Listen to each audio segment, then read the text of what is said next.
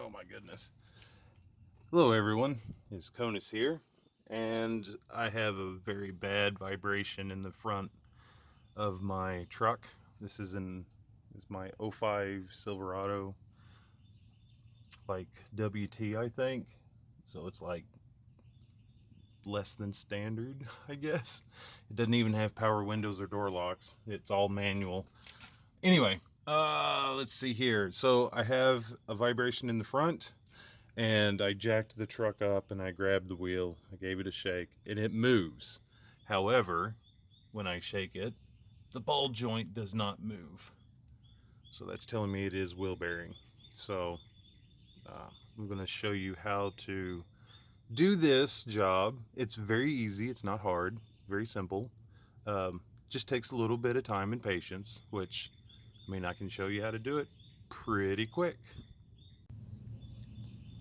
Okay, so in order to change the wheel bearing, you have to disassemble some things.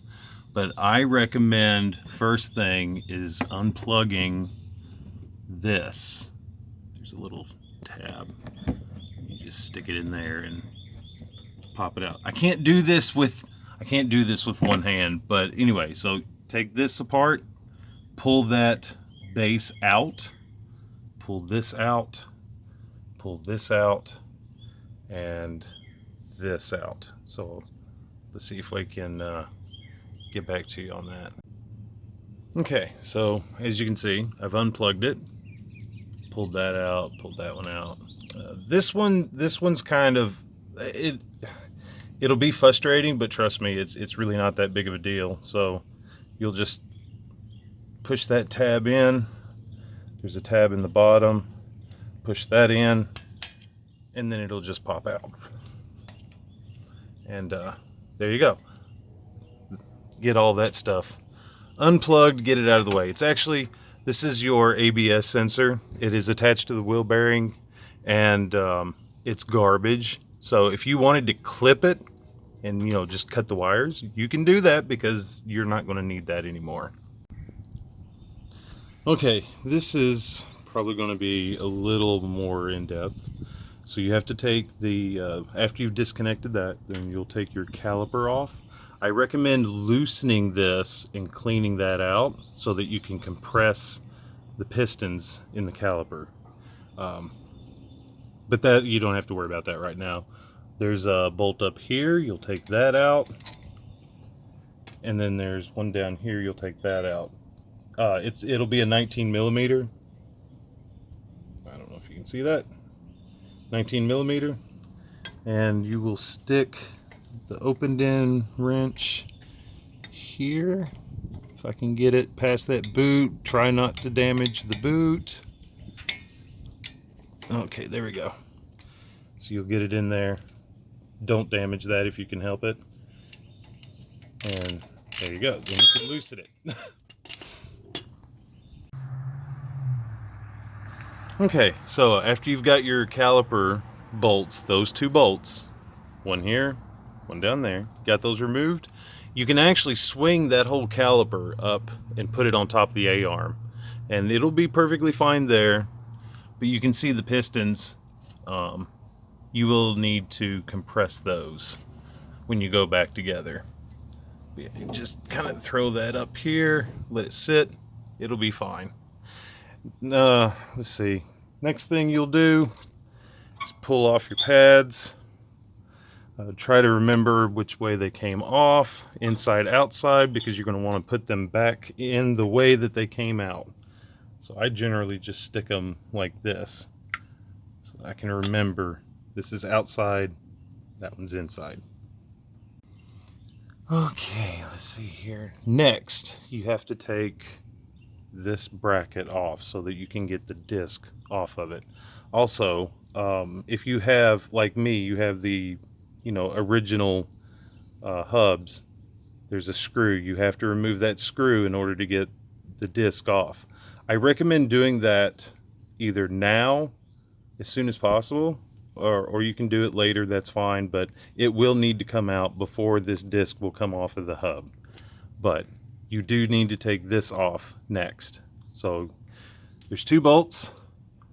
Let's see, there's one right here and then one right there.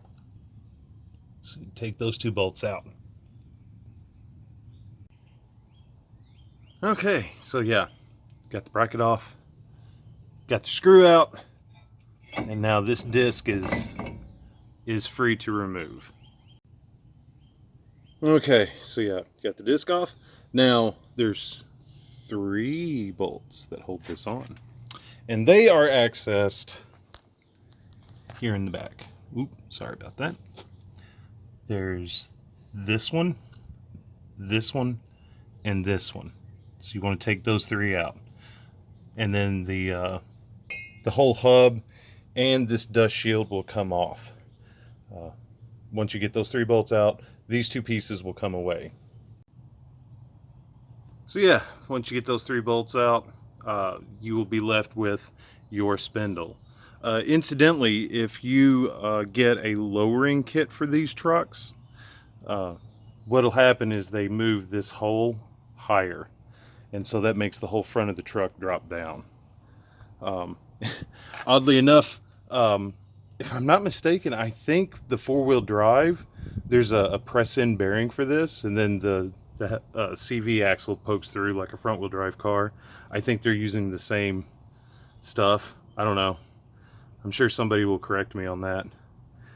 But now that you've got to this point, take a wire brush, clean all this up, and put some anti-seize or some oil or grease or whatnot, just to make it easier for you in the future, so that you're not dealing with rusty bolts and seized stuff and everything. Okay, so now that you've cleaned out your threads, cleaned all this up, take your new wheel bearing, and then you'll thread your ABS wires through the backing plate, and then put it on this side, right? And then you'll take this whole assembly, and then you'll flip it, put it right on there. Not complicated. Now, what I like to do, and I highly recommend doing this, is running your bolts in by hand all the way until you can't twist it anymore with your hands. Is what I recommend doing. There we go. So now I know that my threads are okay. So now I can tighten those up. Oh my goodness. Okay, so I have this rubber Tanya Harding, and I will hold the ratchet onto that bolt, and then I'll give some swift hits on this. I generally just put it tight. I don't try to over torque it. I just cinch it up nice and tight because I don't want this stuff backing out. Okay, so now that you have your 3 bolts that hold your wheel bearing on, you have them torqued, backing plates on. Just let this dangle out of the way. The next thing to go on is your disc, your brake disc. And then after that, we will put on the caliper bracket.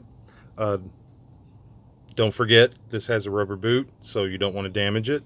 So use your 19 millimeter wrench, open end wrench, and your 18 millimeter ratchet, so that you can snug the bolts down. You want that to be nice and tight as well.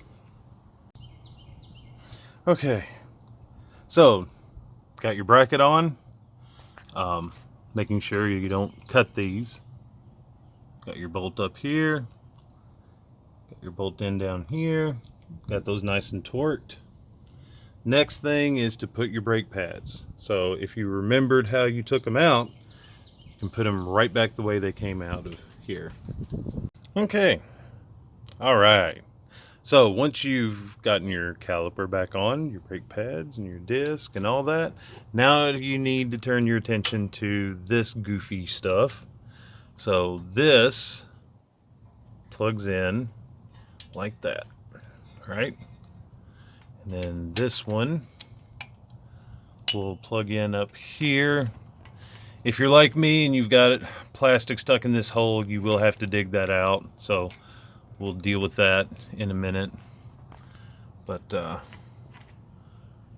this one will plug into that hole, and then up here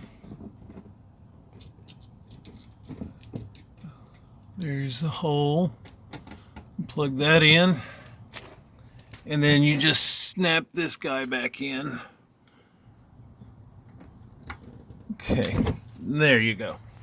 Now once you've done that, you can put your tire back on and go for a drive. I do recommend changing your wheel bearings, doing both of them, one on each side, because if you've got one that's going out, chances are the other one is right behind it.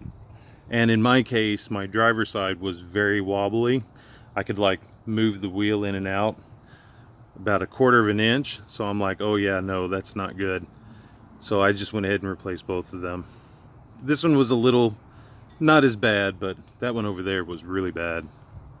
But yeah, there you go. That's how you change wheel bearings on these 05, this generation of Chevy truck.